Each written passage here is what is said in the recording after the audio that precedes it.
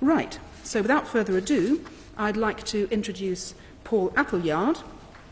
Paul has been involved in translation and software localization for many years, and he'll be talking to you about the different types of translation and interpreting and the skills needed. Thank you, Paul.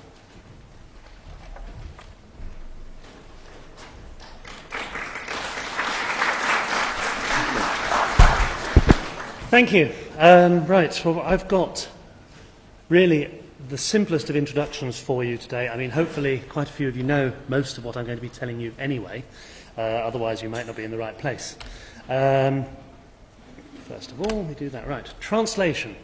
Just to make sure we're absolutely clear, translation is what involves writing, whereas interpreting is spoken. That's one of the most common mistakes people make when speaking about our language. You see it every day, every week in the news. You hear about interpreters and translators in the wrong way. So, translators, the people who work with writing, translate adverts and all of these things here. Effectively, anything that is written. Translators, however, do tend to specialise the more they work. They specialise because that enables them to produce a higher quality translation and usually enables them to work at a higher speed. So everybody wins. The translator wins and the customer wins. Interpreters do all of these things here. Anywhere where speaking might be required in more than one language, because otherwise they may not be able to communicate.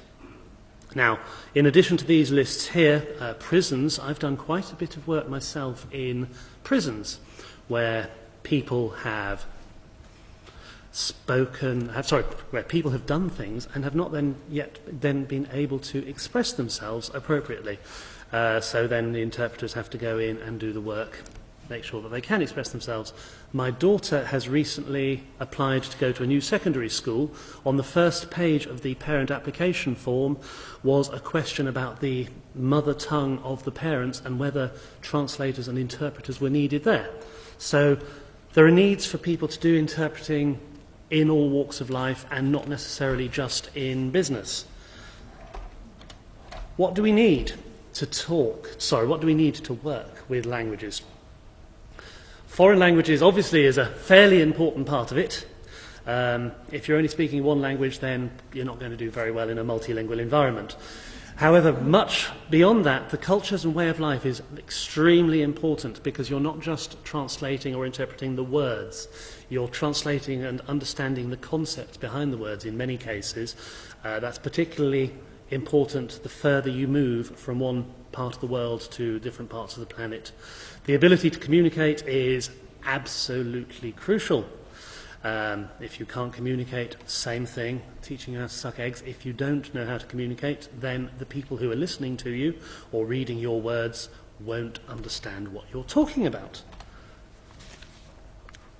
If you can't speak, if you mumble, then your interpreting career is probably going to be short-lived. Quick thinking, the ability to appear to know what you're talking about is sometimes extremely important. And it's also very important to fit in with those around you. I've had the pleasure of working, as I say, in prisons quite a bit. If you go to prisons, you have to wear the same sort of clothes as those around you. One of the most important instructions if you work in prisons is not to wear proper ties. Because if you wear proper ties, then some of the more unpleasant people around you may well decide they want to use your tie to garrote you. You can't speak if you're being strangled.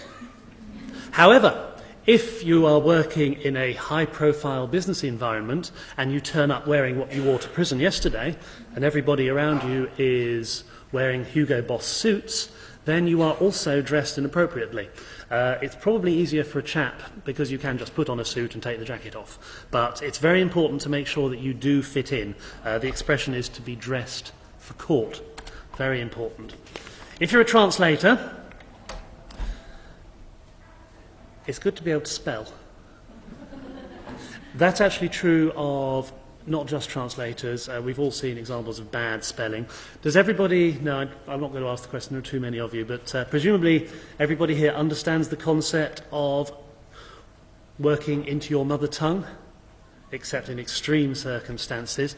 I get very, very, very emotional about this. And my sister lives in Barcelona, lucky girl. However, she thinks that she can translate into Catalan and into Spanish. And we have extremely enjoyable family discussions about why I think she is a complete fool to do so. As a general rule, in addition to what you have learnt on courses, I would really say that people working out of their mother tongue tend to work more slowly, in addition to not having a full grasp of the terminology. I do translation in order to earn money. If I was working more slowly, I would actually be earning less than if I was working into my mother tongue, because I wouldn't understand fully, etc., etc., etc. And making money is quite an important part of what I do, because I love my job dearly, but I like to live too. So if you don't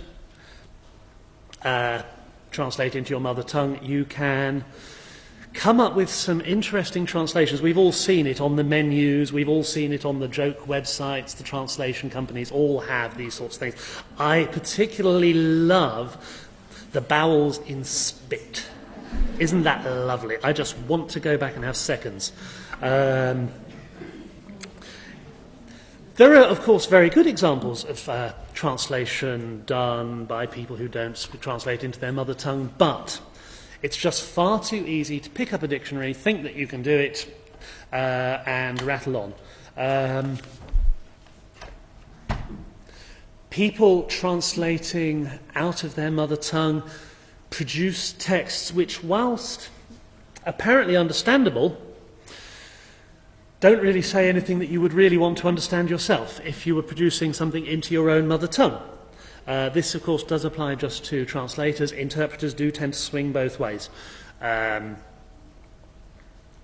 are good reasons for that. Interpreters don't tend to write anything down, so unless you're unlucky enough to be being filmed, there's no evidence of the mistakes you've made, which is very important. And you're trying to impart a message more quickly when you interpret. But otherwise, when translating, don't do it the wrong way round.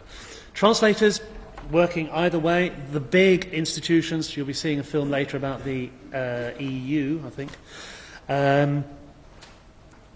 They're the fun places to go for if you're looking for an in-house job. When I studied translation, quite a long time ago, quite a few companies had in-house translation departments, but private companies in the main tend to go to translation agencies for their translation requirements now. So you're looking at the European Union, the United Nations, or other bodies of that sort, which means you have the opportunity to work usually in places like New York, Geneva, Paris, Brussels,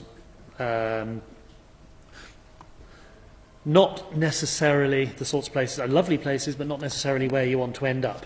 They usually have an entrance exam, which is a challenge, and you don't necessarily get the job even if you pass the entrance exam, because they're very popular. So the alternative is to freelance. Now, I've been a freelance translator for a few years. I'm not going to tell you how many. And it is good fun. However, before I was a freelance translator, I had what we call a proper job. In companies with bosses and coffee machines and lunch breaks and trips to the pub after work. There are lots of advantages. You can see some of them there. The best thing about not being an in-house employee anymore is commuting. There's something particularly enjoyable about putting the radio on in the morning and hearing that the M25 is blocked and it's going to take you 3 hours to get to Heathrow Airport, when all you have to do is go downstairs. Brilliant. The no sick pay point is obviously a challenge if you're feeling what we call death warmed up, not particularly well. Sometimes you struggle out of bed and you finish that translation, because if you don't, you won't get paid, and you don't want to let the agency who you're doing the work for down. The freedom point up at the top is absolutely brilliant, though. Yesterday, I spent 2 hours in the middle of the day putting up basketball equipment at a school. You can't do that if you've got a boss waiting for you. I had my phone with me. I was able to accept work. In fact, I did take on a job whilst I was doing that, but I did spend the middle of the day in a school playing field, which was brilliant. Hello. There we go. So that picture on the left is the sort of environment I used to work in. The picture on the right is the view from my office chair taken on Thursday. I've got a lovely garden table just outside where I can sit to make my telephone calls. There are vegetables growing. There are strawberries just out there at the moment on the right-hand side. So if you're feeling a little peckish, nip out, have a strawberry and talk to your customers. It would take an awful lot to get me back into the area on the left. I just look at it and shudder. You've got the printers, you've got the keyboards, you've got the telephones. Maybe you prefer that. I don't know. Now, interpreters. There are different talks, as we say. Now, the best place to look for basic information is on the ITI website. They've got one-page PDFs, which I will hold up and you won't be able to read. But if you go onto the ITI website, their information, which I'm going to say, is on there. Simultaneous, there's conference booths. I saw some in the room opposite as I walked in. Great fun, extremely challenging. You'll sit in a booth or you do effectively whisper. They call it, you just rattle away in the background. You generally work into your own language, but you do often work both ways as well. Consecutive involves stopping and starting, which takes longer. And also, sometimes if you're working in conference room environments, people aren't used to working with interpreters and they tend to rattle on through you anyway. There are also less formal interpreting environments, ad hoc. If you think back to what I said right at the beginning about school, when you go into schools where there is just a need for communication, then different people will do it for different times. So a bit of fun there. Back to our translation. We've spoken about machine translation. Here we go. Machine translation is good fun. I would really go off and have a little play. Google have just announced a new online translation service in 5,000 million languages. I think they've said 21 languages. Go off and have a little play with it and see if you can work out why it can be a good thing, but why it can also be a fairly bad thing. Little example here. Defence to go on the grass doesn't really work. This is fun. What are these pom? Are they apples? Are they potatoes? And what's a Viennese shred?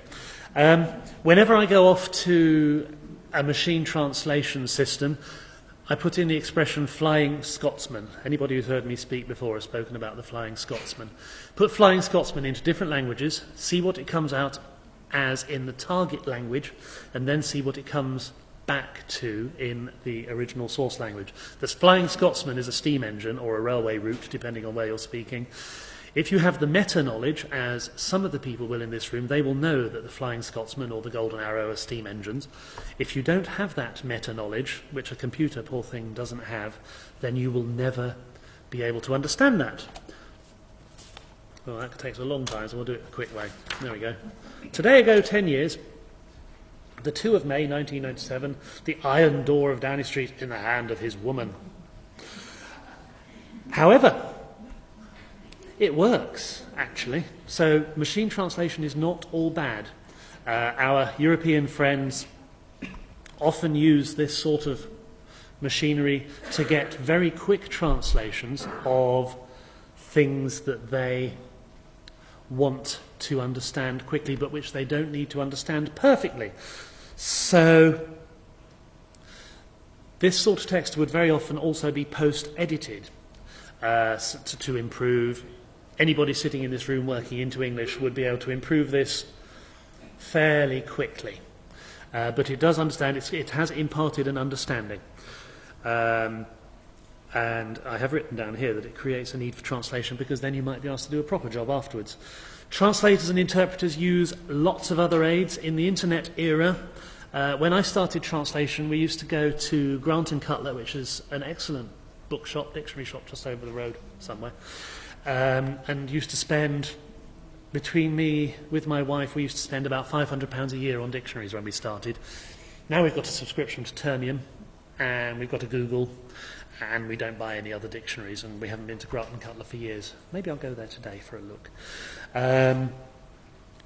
If you have a hunch about what a phrase or a translation should be, again, you can use a Google or a Wikipedia, and you can check whether your hunch is right. So we've all got extremely reliant on internet. I was on holiday a week ago with a translation, and I was in the Highlands of Scotland, connected via my telephone to the internet, and Mr. Vodafone turned off the signal for 3 days, which meant that I had to do an awful lot of work last week because I had 20,000 words to deliver, and I couldn't look up any words for 3 days. The nearest point where I could get a signal was 10 miles up the road in a lay-by. When you have got extremely used to using the internet, it's extremely hard not to use it. Now, translators also in many cases use voice recognition software so they don't have to type. I don't know if you've been at talks where people have raved about it. People who love translation software really adore it. Recognition software, and also translation memory software. We've all spoken about Trados as the market leader, Deja Vu, and a million others. If you've done a translation once and that translation has been accepted, then you need never worry about using or translating that sentence again. I love them. Absolutely love them. I didn't show you that. There we go. Now, I've rattled on far more quickly than you really wanted me to, but there we go. I've been translating or working in translation for over 20 years. It is an awful lot of fun. I've seen people who I would never have met if I had done a normal job. As I say, I've met prisoners, fascinating people. I've met Formula One people, interesting people. I've met people who design nuclear submarines, and I've done interpreting for them. So if nuclear submarines start sinking, it's probably my fault. I translated the bolts wrongly or interpreted the bolts wrongly. I've been to exciting places, including nuclear submarines, and places where they hand-build expensive luxury cars, airports, prisons. Challenges. Well, millions of them. The biggest challenge in this job is getting it right. And that challenge is the same challenge every time you do a job, whether it's an easy one you've done a million times before, or one you're doing for the first time because your client has asked you to, or you're trying to keep somebody happy, or whatever. Topics covered. Now, in the several years I've been doing this job, I think I've probably translated or interpreted on just about every subject known to man. I don't do patents at all, because patent translators are extremely clever, much cleverer than me, and they can get it right, and I probably would get it so wrong that the patents would fail in the other languages, but almost anything else, I've done it. Now, and job satisfaction, if you're interpreting and you're sitting in a room full of people, possibly a room such as this, and you can see on the faces of the people you're speaking to the recognition of the fact that they've realised what the person talking to your left-hand side has just said, then you feel you've got it right. If you've translated a website, and then you go onto the internet and you can see that website and realise that you've done the job, then that is extremely satisfying. If you ever do translate websites, don't give them out as references though, because very often you will translate a website and then somebody will update it. And the person who updates it will be a little secretary working round the corner in the office just behind the translation company. And what you've given out as a reference, you'll look at one day and you will realise that people think you can't translate because they've put all sorts of horrible bits in that you don't understand. Seeing press releases you've done is extremely satisfying, and sometimes when you've been doing it longer, realising that something that you did a long time ago is still there. My wife translated lots and lots of work for the port of Dover, which is a fascinating place, lots of boats, water, sea, France on the other side, and when we go down to Dover, every time we go, we can see her work. And luckily, it's always right. So that's quite satisfying. So I can't imagine now doing anything else. I've worked for proper companies, I've had bosses, I've had deadlines, I've been in companies that have downsized, I've been hired by different companies which have then downsized.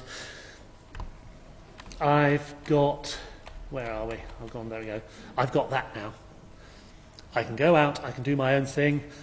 I earn sufficient money to be comfortable. I'm never going to be able to buy my own Rolls Royce, but I wouldn't be able to afford to put petrol in it now anyway. But I cannot, for the life of me, consider doing anything else. There you are. Thank you very much. I hope you enjoy it.